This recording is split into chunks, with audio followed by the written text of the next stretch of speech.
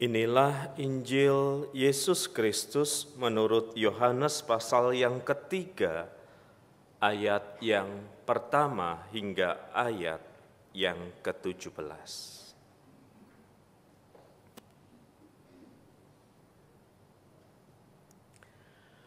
Adalah seorang Farisi yang bernama Nikodemus, seorang pemimpin agama Yahudi. Ia datang pada waktu malam kepada Yesus dan berkata, "Rabi, kami tahu bahwa engkau datang sebagai guru yang diutus Allah, sebab tidak ada seorang pun yang dapat mengadakan tanda-tanda yang kau adakan itu jika Allah tidak menyertainya." Yesus menjawab katanya, "Aku berkata kepadamu, sesungguhnya jika seorang tidak dilahirkan kembali, ia tidak dapat melihat kerajaan Allah." Kata Nikodemus kepadanya, "Bagaimana mungkin seorang dilahirkan kalau ia sudah tua? Dapatkah ia masuk kembali ke dalam rahim ibunya dan dilahirkan lagi?" Jawab Yesus, "Aku berkata kepadamu, sesungguhnya jika seorang tidak dilahirkan dari air dan roh, ia tidak dapat masuk ke dalam kerajaan Allah. Apa yang dilahirkan dari daging adalah daging, dan apa yang dilahirkan dari roh adalah roh. Janganlah engkau heran karena aku berkata kepadamu, kamu harus dilahirkan kembali. Angin bertiup kemana ia mau dan engkau mendengar bunyinya, tetapi engkau tidak tahu dari mana ia datang atau kemana ia akan pergi. Demikianlah halnya tiap-tiap orang yang lahir dari roh." Nikodemus menjawab katanya, "Bagaimana mungkin hal itu terjadi?" Jawab Yesus, "Engkau adalah pengajar Israel dan engkau tidak mengerti hal-hal itu? Aku berkata kepadamu, sesungguhnya kami berkata-kata tentang apa yang kami ketahui, kami bersaksi tentang apa yang kami lihat, tetapi kamu tidak menerima kesaksian kami. Kamu tidak percaya waktu aku berkata-kata dengan kamu tentang hal-hal duniawi. Bagaimana kamu akan percaya kalau aku berkata-kata dengan kamu tentang hal-hal surgawi? Tidak ada seorang pun yang telah naik ke surga selain daripada Dia yang telah turun dari surga, yaitu Anak Manusia. Dan sama seperti Musa meninggikan ular di padang gurun, demikian juga Anak Manusia harus ditinggikan, supaya setiap orang yang percaya kepadanya beroleh hidup yang kekal. Karena begitu besar kasih Allah akan dunia ini, sehingga Ia telah mengaruniakan anaknya yang tunggal, supaya setiap orang yang percaya kepadanya tidak binasa, melainkan beroleh hidup yang kekal. Sebab Allah mengutus anaknya ke dalam dunia bukan untuk menghakimi dunia, melainkan untuk menyelamatkannya oleh Dia.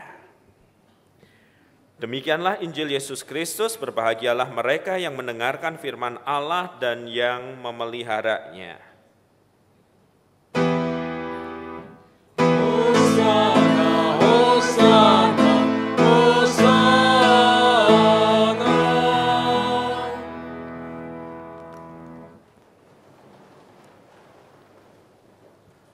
Bapak, Ibu, dan saudara sekalian, khotbah dengan tema memperbaharui diri setiap hari akan didasarkan pada Yohanes pasal yang ketiga, bacaan yang tadi telah saya bacakan bagi kita.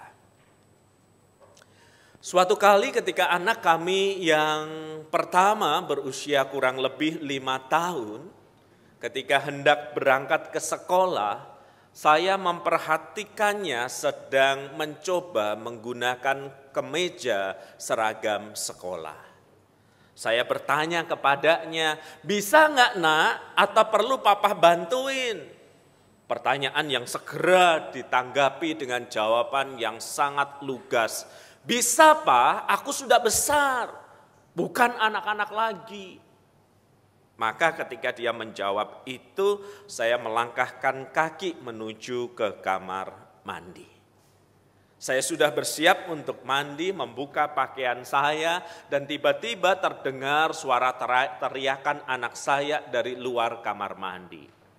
"Pak, gak bisa, Pak." Dan saya jawab dengan teriakan yang sama dari dalam karena saya sudah tidak mengenakan apa-apa. "Kenapa, Nak?" Dan anak saya menjawab dengan suara yang lebih keras, "Lubangnya kurang 1, Pak. Gak bisa masuk kancingnya. Lubangnya kurang 1. Perlu pakai cutter atau gunting, Pak." Bapak Ibu sebagai orang tua, kira-kira Bapak Ibu sudah bisa menduga masalahnya ada di mana coba? Saya jawab ke anak saya, "Tunggu Papa pakai baju dulu, nanti Papa keluar." Saya keluar saudara-saudara dan dia segera menunjukkan kancing keempatnya tidak ada lubangnya. Lalu dia berkata, "Lubangnya kurang 1, Pak, harus dibikin lagi." Saya bilang sama anak saya, "Tutup matamu, Nak. Dalam hitungan 10 Papa akan melakukan sulap sehingga lubangnya bisa muncul tanpa cutter, tanpa gunting." Anak saya mengikutinya dan Anda tentu tahu apa yang saya lakukan, bukan? Saya memperhatikan kancingnya yang pertama itu masuk lubang kedua. Sehingga ketika kancing keempat sudah tidak tersisa lubangnya yang ada di atas. Saya meminta anak saya menutup mata dan menghitung dan segera saya perbaiki. Dan ketika dia membuka mata saya lihat ini kancing keempat. Sekarang sudah ada lubangnya. Anak saya menatap saya kagum lalu berkata, "Papa memang pintar." Dan saya jawab, "Sejak sebelum kamu dilahirkan." Saudara-saudara, di dalam hidup ini ada hal-hal yang kalau sejak awal sudah tidak benar, dari awal sudah tidak tepat, maka nanti yang selanjutnya juga salah dan keliru dan menimbulkan masalah untuk selanjutnya. Jadi segala sesuatu itu sudah harus tepat pada langkah awalnya, pada saat dia memulai sudah harus benar. Kalau itu salah, kalau itu keliru, maka bangunan selanjutnya, langkah selanjutnya pun akan keliru. Begitu pula dengan kehidupan rohani atau kehidupan spiritual yang kita jalani. Begitu pula yang Kristus lakukan dalam percakapannya dengan seorang ahli Farisi yang bernama Nikodemus. Saudara, orang Farisi adalah orang yang menjaga bagaimana Taurat itu dipelajari, ditafsirkan, dan dieksekusi. Dan mereka punya pemimpin dan Nikodemus adalah salah satu pemimpin mereka. Ahli Taurat, orang Farisi punya keyakinan bahwa rangkaian hukum Taurat ini harus dilakukan dengan taat supaya Tuhan berkenan kepadamu. Mereka punya keyakinan semakin kamu taat kepada Taurat, semakin Tuhan mencintaimu. Semakin kamu melakukan ini dan itu, semakin Tuhan memberkatimu. Maka menangkanlah hati Tuhan dengan ketaatanmu. Begitu ahli Taurat dan orang-orang Farisi mengajar orang Israel pada waktu itu. Dan uniknya saudara-saudara, ketika Nikodemus itu seorang pemimpin agama Yahudi, orang Farisi datang kepada Yesus, dia memulainya dengan pengakuan dan sanjungan. Perhatikanlah ayat yang kedua. Ia datang pada waktu malam kepada Yesus dan berkata, "Rabi, kami tahu bahwa engkau datang sebagai guru yang diutus Allah. Sebab tidak ada seorang pun yang dapat mengadakan tanda-tanda yang engkau adakan itu jika Allah tidak menyertainya." Ini pengakuan. Dia guru, tapi dia tahu Yesus juga adalah guru yang diutus oleh Allah. Ia tahu bahwa Yesus mengadakan tanda-tanda yang menunjukkan bahwa Allah menyertai Yesus. Tetapi yang lebih menarik adalah bagaimana Yesus menjawab pengakuan dan sanjungan itu. Di ayat yang ketiga Yesus menjawab katanya, "Aku berkata kepadamu sesungguhnya jika seorang tidak dilahirkan kembali, ia tidak dapat melihat kerajaan Allah." Saudara, jawaban ini terlihat tidak nyambung bukan? Bukankah Nikodemus mulai dengan pengakuan, dengan sanjungan? Wajahnya Yesus bersalaman kepada dia dan berkata, "Terima kasih bro untuk sambutannya. Terima kasih untuk sanjungannya. Terima kasih kamu mengerti aku." Ngopi sik bro. Dan baru dia memulai percakapan yang lain. Tidak, bagi Yesus menjadi sangat urgent untuk memperbaiki kesalahan berpikir ahli Taurat dan orang-orang Farisi itu. Yesus langsung to the point mengatakan, "Aku berkata kepadamu, sesungguhnya jika seorang tidak dilahirkan kembali, ia tidak dapat melihat kerajaan Allah." Yesus tidak mengatakan ketaatanmu yang luar biasa akan menyebabkan kamu bisa melihat kerajaan Allah, merasakan rahmat Allah. Yesus berkata, itu salah, itu keliru. Kamu harus dilahirkan kembali. Bagi Yesus, awal kehidupan rohani atau kehidupan spiritual itu bukan ketaatan. Bagi Yesus, awal dari kehidupan rohani adalah hati yang mengasihi dan mencintai Tuhan. Sebab tanpa hati yang seperti ini, ketaatan hanya di permukaan dan tidak pernah mendalam. Ketaatan hanya bagian dari aturan agama yang tidak bisa mengubah hidup seseorang, malah melahirkan kemunafikan karena tidak berasal dari hati. Dan ketika Nikodemus salah mengartikan itu secara fisik, kelahiran fisik, lalu Yesus menjawab dia di ayat yang kelima. "Aku berkata kepadamu sesungguhnya, jika seorang tidak dilahirkan dari air dan roh, ia tidak dapat masuk ke dalam kerajaan Allah." Yesus sedang berbicara tentang aspek yang tak terlihat dalam hidup kita. Soal kerohanian kita, soal spiritualitas kita, soal hati dan pikiran kita, soal roh yang gak kelihatan ini. Yang gak kelihatan inilah yang harus mengalami pembaharuan oleh karya Roh Kudus. Dan di bagian ini diberi istilah kelahiran baru atau lahir dari roh. Dan kapan ini terjadi? Yesus menjelaskan di ayat yang ke-8. "Angin bertiup kemana ia mau dan engkau mendengar bunyinya, tetapi engkau tidak tahu dari mana ia akan datang atau kemana ia akan pergi. Demikianlah halnya tiap-tiap orang yang lahir dari roh."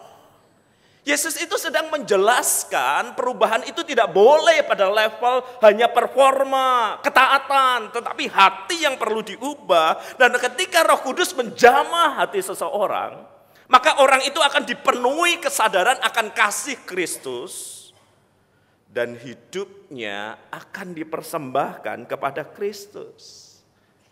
Yesus menyebutkan pekerjaan roh itu seperti angin yang tak terlihat. Bapak Ibu, saya rasa kita nggak pernah melihat angin kecuali kalau ada tornado yang sangat besar. Tetapi kita bisa tahu ada angin yang bergerak ketika ada dampaknya. Ketika saya memegang kertas ini, maka Bapak Ibu akan mengatakan, "Ya ada angin Pak, tetapi tidak cukup untuk menggerakkan kertas ini." Tetapi ketika saya meniupnya, Bapak Ibu tidak melihat tiupan saya, tetapi Bapak Ibu melihat gerakan ini. Gerakan ini adalah tanda bahwa ada angin yang menerpanya. Anginnya tidak kelihatan, dampaknya nyata. Begitu pula dengan pekerjaan Roh Kudus yang melahirbarukan seseorang. Pekerjaannya tidak kelihatan, tetapi dampaknya nyata. Dampaknya apa? Kesadaran akan kasih Kristus dalam hidupnya dan perubahan arah kehidupannya. Dampak dari kelahiran baru itulah yang secara populer sering kita sebut sebagai pertobatan. Orang bertobat karena roh sudah terlebih dahulu melahirbarukan dirinya.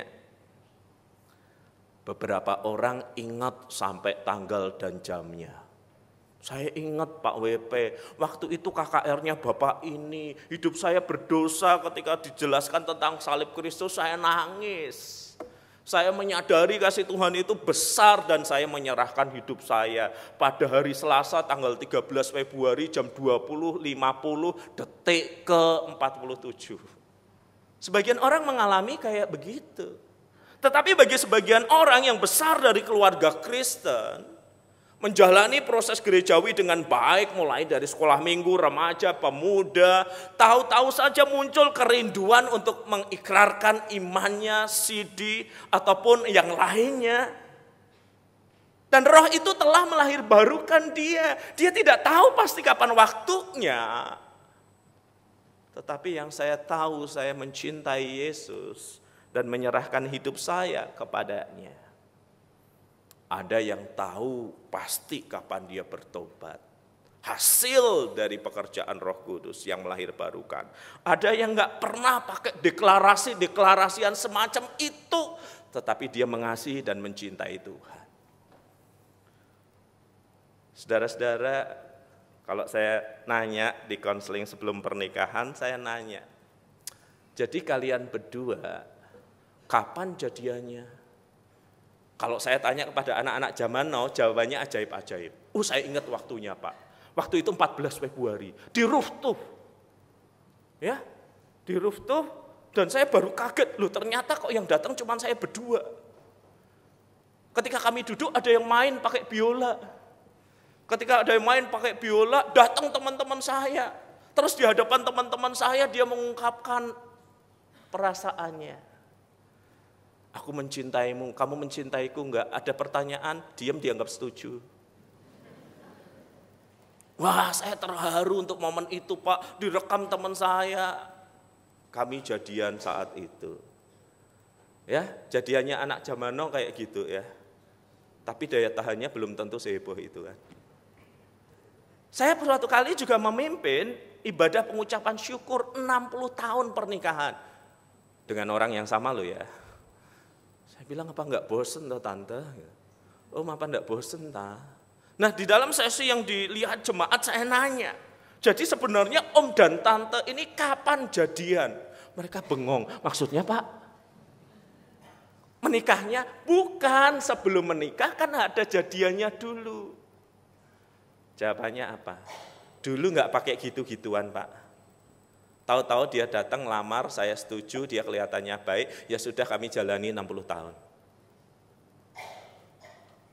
Saya rasa kelahiran baru dan pertobatan juga modelnya sama. Ada yang mengingat tanggalnya, waktunya, menitnya, detiknya. Ada yang nggak tahu kapan itu terjadi, tetapi hatinya terus menggelora bagi Kristus. Dan esensinya adalah pertobatan, perubahan arah kehidupan, kepercayaan kepada Kristus sebagai Tuhan dan Juru Selamat, bukan? Alkitab mengatakan bahwa tidak ada seorang pun yang bisa mengaku Yesus itu adalah Tuhan selain oleh pekerjaan Roh Kudus. Baik dengan peristiwa yang supranatural ataupun peristiwa yang biasa-biasa saja. Tetapi pekerjaan roh di dalam hati sudah terjadi. Kita bertobat, kita disucikan, dan kemudian kita menjalani kehidupan Kristiani kita dalam hidup sehari-hari. Dan dari mana kita tahu kelahiran baru yang dikerjakan Roh Kudus itu telah mewujud dalam kehidupan kita? Karena di dalam hati kita, sejak kita dilahirkan kembali itu, ada keinginan untuk mengasihi Kristus. Ada keinginan untuk melayani Kristus. Tidak lagi menyerahkan diri kita hanya pada hawa nafsu dan manusia lama. Tetapi kita mengingat apa yang telah Kristus lakukan. Dan itu menjadi bahan pertimbangan kita untuk membuat banyak keputusan. Seorang pria berkata, Pak WP mesti ketemu istri saya deh. Burung, itu matahari bersinar dia bersiul, matahari tenggelam dia diam. Istri saya Pak, dari terbit matahari sampai tenggelamnya. Gak tahan Pak, ngomel terus, marah terus. Mungkin ini yang dimaksud Alkitab ya Pak. Maksud Bapak? Iya, yang Alkitab bilang jenis ini gak bisa diusir kecuali dengan doa dan puasa. Gak tahan Pak. Lalu dia berkata, untung saya sudah bertobat. Dulu sebelum saya bertobat, langganan UGD dia Pak. Sekarang tiap kali mau mukul. Gila gak Pak, yang di pikiran kita apa? Salib. Seolah-olah dia ngomong, kamu gak pantas kayak begini.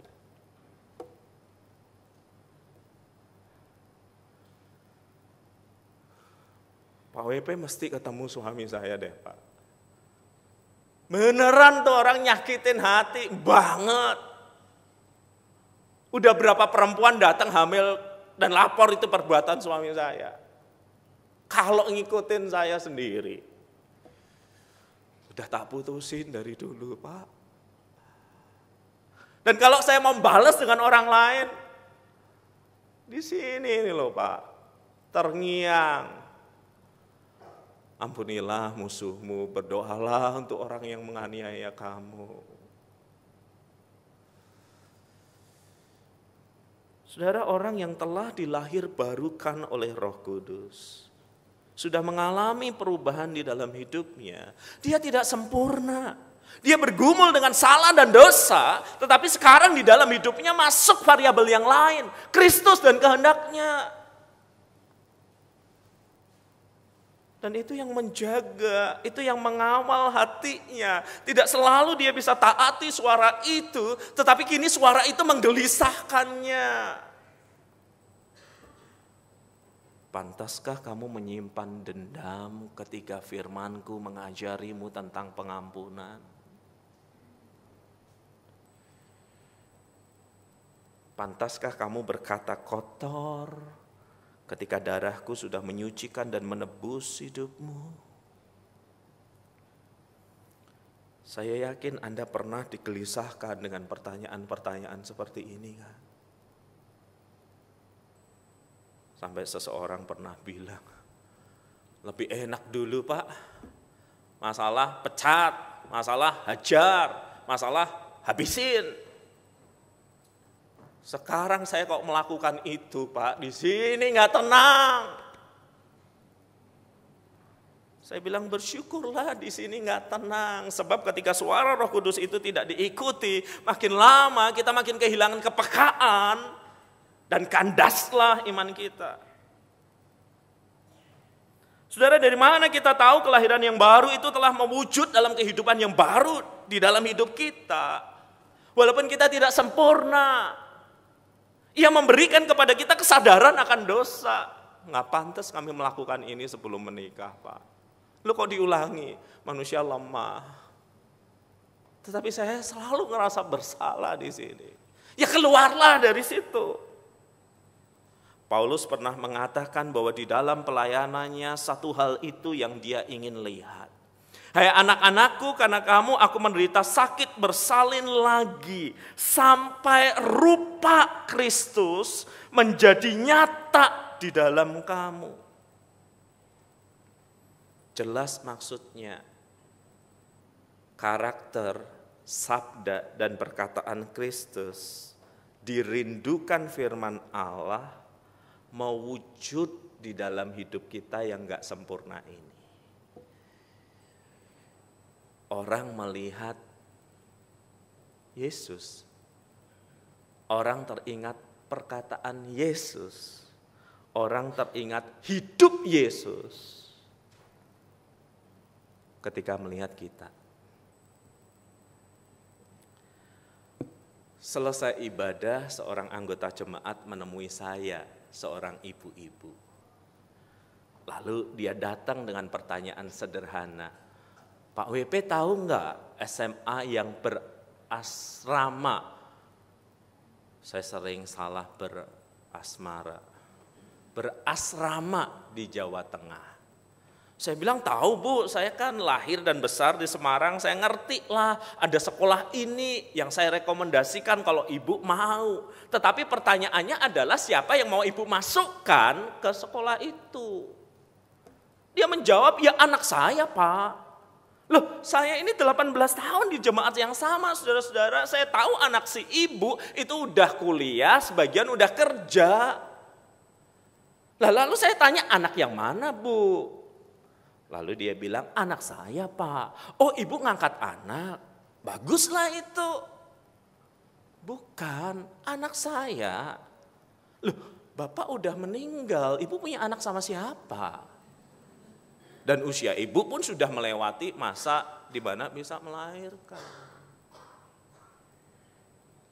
Lalu ia menjawab dengan suara yang lebih pelan.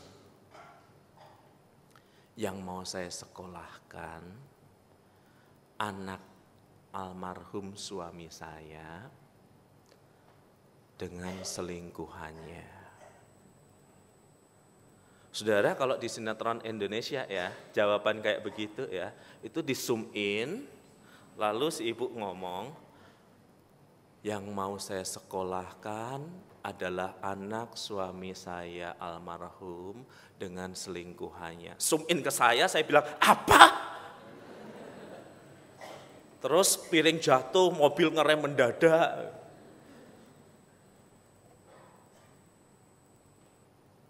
Dia kasih lihat potretnya.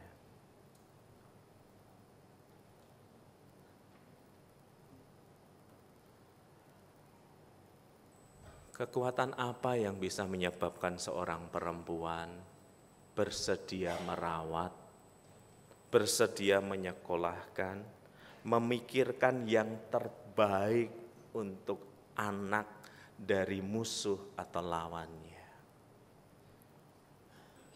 Jika Anda perempuan itu, sanggupkah Anda berperilaku kayak begitu?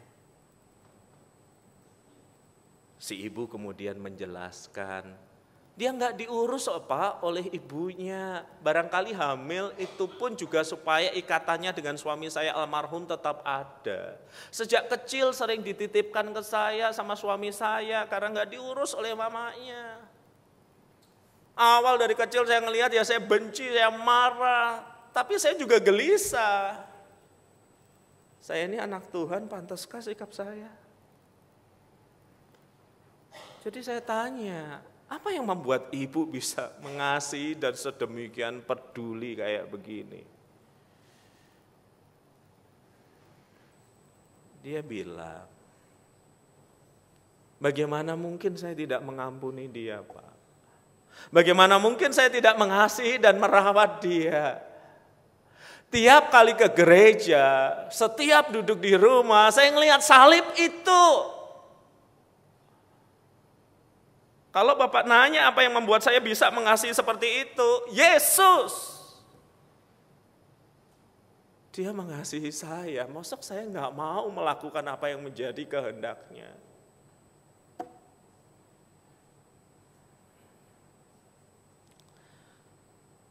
Bu, saya mau ketemu anaknya, boleh nggak? Boleh Pak, 1-2 bulan lagi dia akan datang ke sini.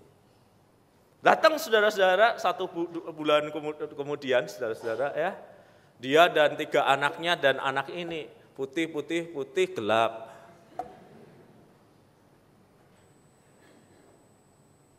Dan saya bilang gini, Bu, anak-anak tolong keluar, saya mau bicara sama anak ini. Saya bilang, kamu bersyukur ya nak ya, ibumu tidak memperhatikanmu ini, dia menyebutnya mami. Mami itu menjaga dan merawatmu ya. Dia kan udah SMP kelas 3. Saya bilang, betul Pak Pendeta, aduh saya sangat berterima kasih loh. Aku itu kalau nggak punya makanan ya, aku WA mami pasti nanti dikirimin. Ibuku sendiri nggak ngurus aku. Kamu pergi ke gereja enggak, Nak? Dulu enggak, sekarang pergi. Kenapa kamu pergi ke gereja? Perhatikan jawabannya. Saya mau jadi orang seperti Mami dan Cece-Cece itu. Orangnya baik.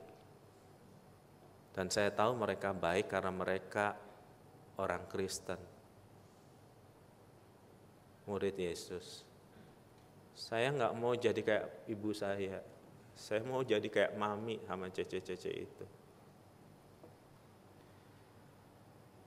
Saudara-saudara, ini adalah sebuah bukti bahwa kelahiran baru sudah dikerjakan di dalam keluarga ini, dan mereka menghayati kehidupan mereka bukan sekedar soal harga diri mereka, luka mereka, kepahitan mereka, kemarahan mereka. Kini masuk variabel lain, yaitu salib yang menyelamatkan mereka, dan di dalam terang salib itulah mereka melihat kehidupan mereka.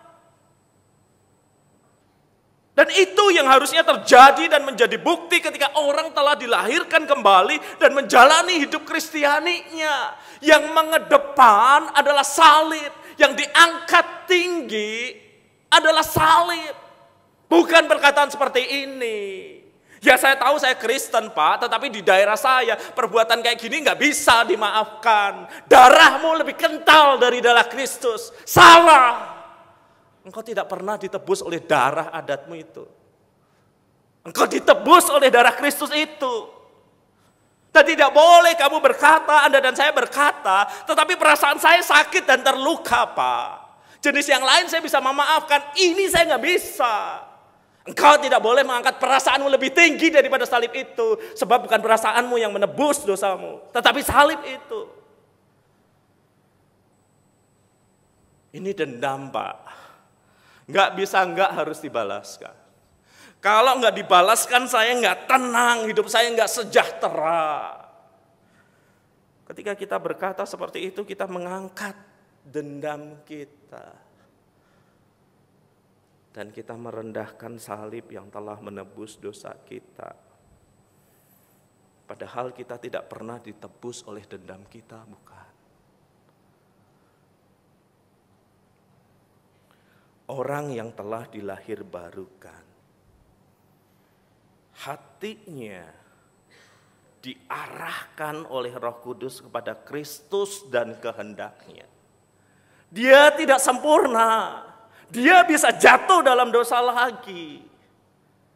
Tetapi Roh Kudus itu akan terus menuntunnya agar di dalam tubuh yang fana ini orang melihat Yesus hidup di dalamnya. Ada jejak-jejak sabda dan kata Kristus. Dan orang berjumpa dengan salib Kristus lewat hidup kita yang masih belum sempurna ini. Mari kita berdoa.